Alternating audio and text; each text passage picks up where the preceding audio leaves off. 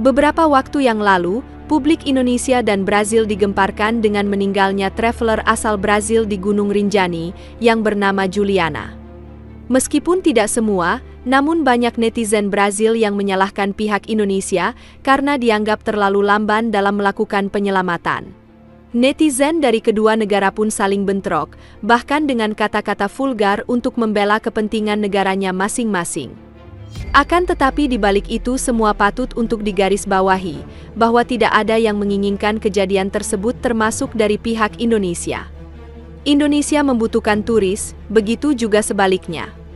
Hal ini pun tidak luput dari perhatian netizen global. Netizen global menjadi terpecah belah dengan berbagai argumentasi, namun, mayoritas menyayangkan sikap almarhum yang tidak meneliti secara mendalam tentang pendakian Gunung Rinjani. Dari semua bacotan di kolom komentar, tentu yang paling berhak mengemukakan pendapat adalah orang yang pernah merasakan pendakian Gunung Rinjani itu sendiri. Dan beberapa turis pun bersedia berbagi pengalaman terkait meninggalnya turis asal Brazil tersebut. I've seen that a Brazilian tourist has fallen off Mount Rinjani at like 5 a.m. and honestly the news has like sent shivers down my spine because me and Gaz did that hike. I think it was summer last year. Mental, wasn't it? It was like next level dangerous. I swear there was like hundreds of people doing it, and like we turned around because we didn't feel safe. Yeah. Loads of people were like, "What are you doing? Just keep going." And it was like so windy on top of the ridge. It was so cold. It was like the coldest. I felt like I couldn't think straight because I was so cold. Obviously the altitude, like no one even talks about altitude sickness with that hike. You're so high up, it's like 3,500 meters above sea level, like the altitude, the cold. You've already hiked, 7 hours the day before, and you get up at 1 a.m. to do the summit hike, which is another 4 hours up a steep incline in the dark. No one's thinking clearly. I think if you're a professional climber, you're probably listening to this and be like, oh yeah, that's normal. It is normal for professional climbers. But this was essentially just like a load of backpackers and tourists wearing trainers doing it. Yeah, and I think like when we did it, we were like, why is there not more information out there saying like how hard it is? Because all you ever see online is just all these people summiting Mount Rinjani. So when we watched all of these videos on YouTube and we did our research, we were like, they look like us, we'll give it a go. And then obviously it puts your life at risk when you do stuff like that because you don't realise how dangerous it is. There should be more. To show though, if when you're backpacking, if you don't feel comfortable doing something, just turn around and don't do it because yeah, the safety is not always there, is it? No, it's just so scary. I feel like, I just really hope she's found safe and my thoughts with her family because when I saw that I just felt sick. I just knew exactly what it would be like to fall down. Just a horrible, horrible news story. And if you're watching this and thinking about doing Mount Rinjani, only if you're an experienced climber should you be doing it really. Like, don't do what we did and think, how hard can it be? Just take the risks into account and yeah. Ada pula turis yang cukup lama tinggal di Indonesia, ia juga dengan penuh emosional memberikan pendapat. Menurutnya, orang Indonesia bukanlah orang yang lemah dalam pendakian untuk melakukan penyelamatan.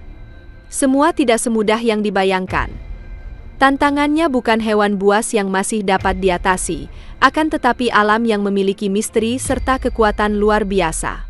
Justru menurutnya, orang Indonesia adalah salah satu yang paling terampil di dunia dalam melakukan pendakian dan penyelamatan. Ia juga menyayangkan sikap dari keluarga korban yang menuntut ditutupnya Gunung Rinjani. Sementara bagi masyarakat sekitar, Gunung Rinjani adalah tempat ratusan, bahkan ribuan orang mencari nafkah. Dan lagi pula ini bukan kasus pembunuhan, melainkan kecelakaan. Tidak adil jika merugikan orang banyak, apalagi kepada mereka yang tidak salah apa-apa. For days, my entire For You page has been about the tragedy that happened on Rinjani and the woman from Brazil, Juliana, who passed away because she fell into, I believe, the crater or where all of the sand is on the top, all of the volcanic sand. And she wasn't able to be retrieved. And there's a lot of blame being put on the rescue team without considering the circumstances of Rinjani and the terrain and the difficulty of completing a rescue mission on an active volcano and how nearly impossible that can be. Combined with her clear lack of hiking skill, and this is by no means to disrespect her, it's really, really crucial as a tourist that if you choose to do a hike, even if people complain the tour guides all they want, and they say, oh, but everywhere in Lombok and everywhere in Indonesia, you see advertisements, hike Rinjani, hike Rinjani, hike Rinjani. But it's your job to research things yourself. They don't know you. They don't know your life experience. They don't know your skill level. Could they be asking more questions to better vet people to decide if they should be allowed to go up Rinjani? Sure. Absolutely. But you shouldn't hike an active volcano if you're not an experienced hiker. I've lived in Indo for 6 years. I've been invited by people to hike Rinjani many times. I won't do it because I'm not a hiker.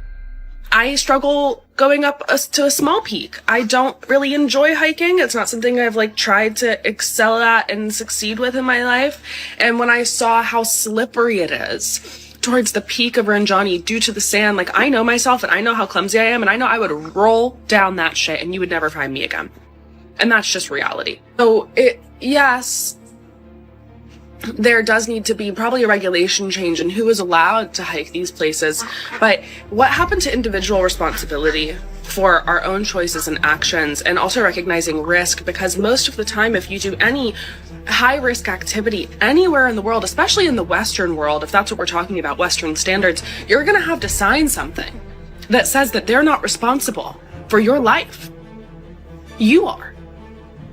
You are responsible for your life. And people saying, well, she was left behind and this, that. If you're choosing to hike in a group, because there's probably an option to get a private guide for a higher price point or to get a group guide, right?